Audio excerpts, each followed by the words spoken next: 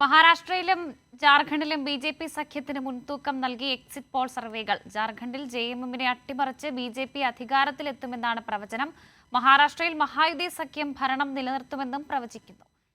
23-നാണ് വോട്ടെണ്ണൽ.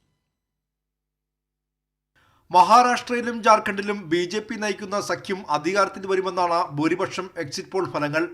മഹാരാഷ്ട്രയിൽ ബി.ജെ.പി., ശിവസേന, എൻ.സി.പി. പാർട്ടികളുടെ മഹായുതി സഖ്യം നേരിയ മാർജിനിൽ ഭരണം നിലനിർത്തിയേക്കുമെന്ന് ഭൂരിഭാഗം എക്സിറ്റ് പോൾ ഫലങ്ങളും പ്രവചിക്കുന്നു.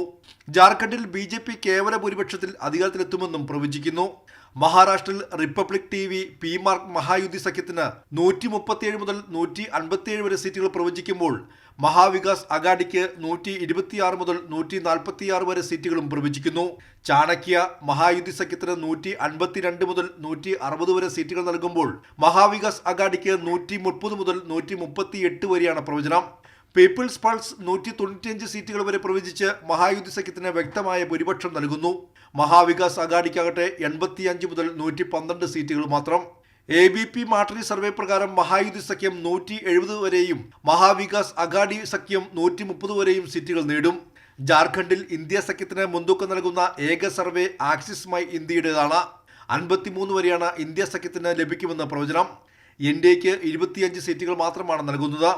എന്നാൽ ചാണക്യ ജാർഖണ്ഡിൽ NDA 45 മുതൽ 50 സീറ്റ് വരെയും ഇന്ത്യ സഖ്യം 35 മുതൽ 38 സീറ്റ് വരെയും നേടുമെന്ന് പ്രവചിക്കുന്നു.